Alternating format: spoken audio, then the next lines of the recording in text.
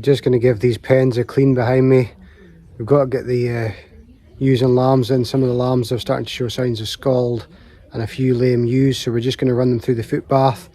But it doesn't seem logical to put them through the foot bath and then let them stand in all that muck. So going to get the power washer out, give this a clean, and then get set up and see if we can get the ewes in today. It's really sunny today, so definitely the weather to do it. Got to flip a few of these ewes over as well, so don't want to be doing that in the wet tomorrow. So yeah, let's get started.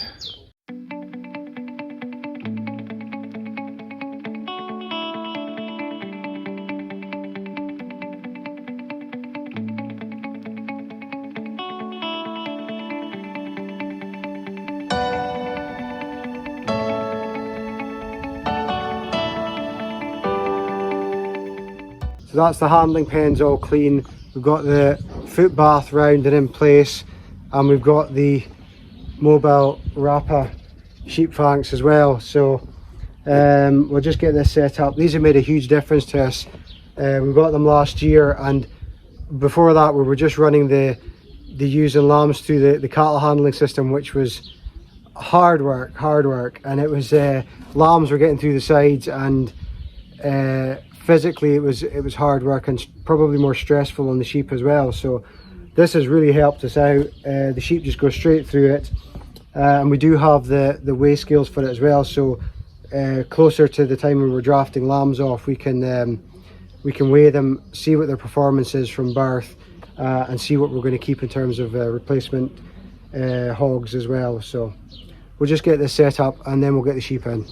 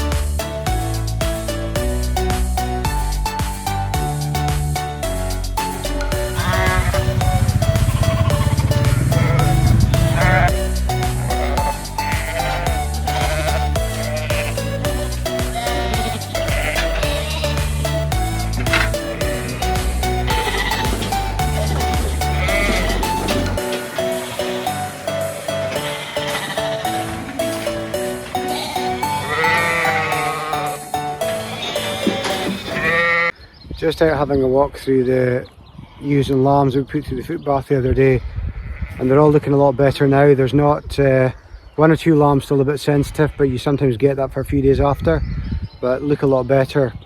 So we use a 4% formalin mixture with water, and it just treats this scald. It's just an interdigital dermatitis basically. It's a bacterial infection, so we usually have to run them through about half a dozen times a year, but they're all looking a lot better now, so happy with that. We've got them in these this field behind me here. We actually split this off into 3 different paddocks. It used to be one field, and as you can see, this paddock next door is the one that we put drainage in the last video. So this used to be part of one field, and since we split it up into 3 paddocks, the cows never used to do a great job of grazing in the back here in these trees, and it used to be quite bad with ragworts. So the amount of grass we're getting out of this since we've done the paddock grazing with the sheep is really quite incredible. And this paddock here has now just had the meat and milk clover rich grass stitched in, and the front, there's another front paddock there which we turn the cows and calves out into once they've calved. They're off out to grass now, so we stitched Italian ryegrass into that the other day as well, so that's a first for us, so we'd be interested to see how that works. So yeah, just going to start taking the cows and calves in small groups. So the group behind me here, the calves sort of age that they're needing drenched for coccidiosis. So we'll drench for the coccidiosis, we'll worm the cows as well, and spot on both cows and calves.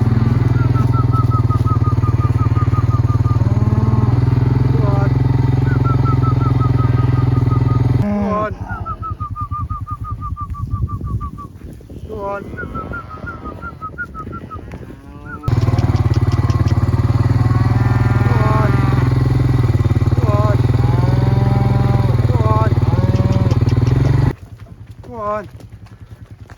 Go on.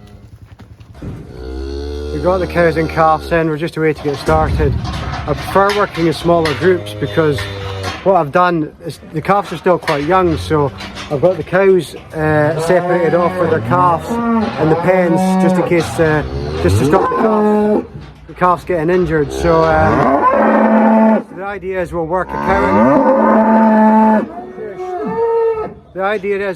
cow and calf unit through the crush together, and it means that the cow doesn't get stressed outside watching the other calves going through, and it just it gets them away from the crush, because sometimes if the calves start to, which they sometimes can panic a little bit with getting the drench, it's not sore or anything, it's just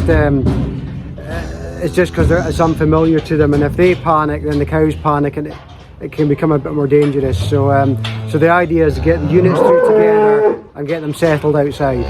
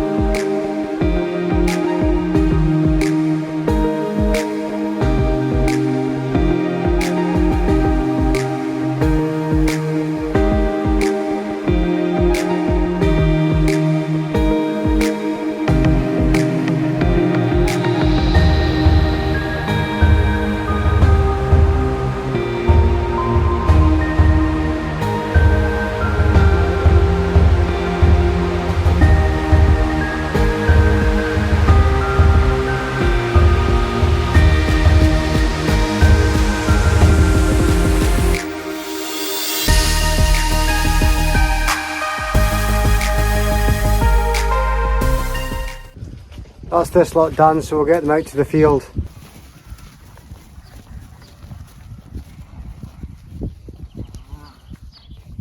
So we wormed the cows today with Animec. We also gave them Spottener, and we gave the calves Spottener and dicoxin drench for coccidiosis. We do have coccidiosis in the ground here, which is quite common in farms really. A lot of folk have to drench the calves or use medicated feed. We did used to use the medicated feed, but we found a problem with the calves didn't seem keen on it. So you'd always have one or two that maybe just wouldn't go in and take the feed. So we just decided to do a batch drench, which is you know they've got it, which is a peace of mind. So we like to do the calves between 5 and 6 weeks old.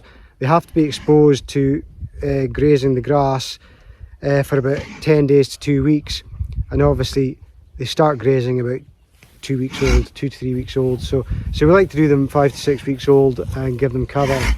That's them done, and that should be them fine now. Although we have had the last 2 seasons, we've had a couple of cases of pathogenic coccidiosis, which is really nasty. It's requires daily drenching for about maybe 5 or 6 days, and a course of antibiotics. We had one a couple of seasons ago that just didn't make it. It was we lost the calf after about 3 days. So hopefully we don't get that this year, but generally speaking it's just a mild case, and the dicoxin drench should cover it. So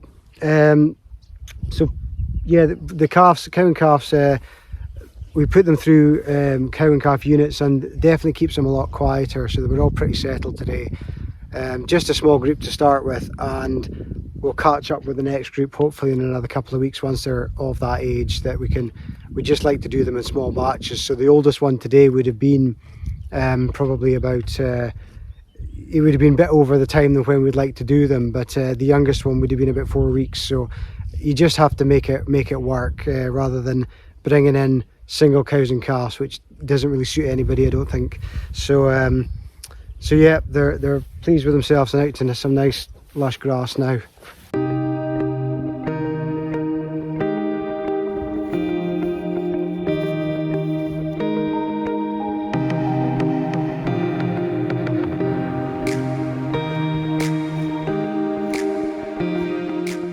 Bit of a change of scene this morning. Going on a wee road trip up to Gillick and Caithness to pick up some concrete water drinkers. So usually we get them in Inverness, but couldn't get them down the road, and I kind of need them in a bit of a hurry. So heading up there this morning. It's about an hour and 40 minutes up to Gillick from here. So bit of a trek, but should have the drinkers in place today and cattle shifted through. So.